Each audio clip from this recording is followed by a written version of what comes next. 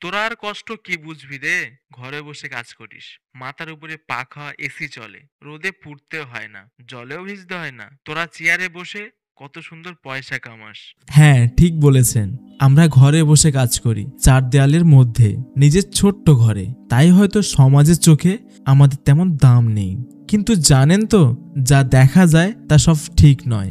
এই চেয়ারে বসে কাজ করা এত সহজ না।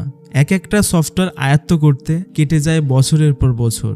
ক্লায়েন্টের নানান প্রজেক্ট রেডি করা নিজের দায়িত্ব মনে করে। পিঠে ব্যথা, কোমরে ব্যথা, চোখ জ্বালা, এগুলোই আমাদের রোজগার অফিস রুটিন। আপনার হাতে যেমন স্মার্টফোন মাঝে মধ্যে হ্যাং করে, আমাদের মস্তিষ্ক ঠিক তেমনই হ্যাং করে যায়। কারণ সারাদিন আমাদের কাট স্ক্রিনের সামনে রং, আলো আর কোডের বিভিন্ন খেলায়। অনেকে ভাবে এই পেশায় অনেক টাকা, কিন্তু আসলে এটা শুধু পেশা না, এটা আমাদের নেশা। এই নেশায় না কোনো দিন আছে, না কোনো রাত। আর এই নেশা আক্রান্ত হতে গেলে আমাদের অনেক কিছু না থাক আপনাদের আবার গল্প মনে হবে।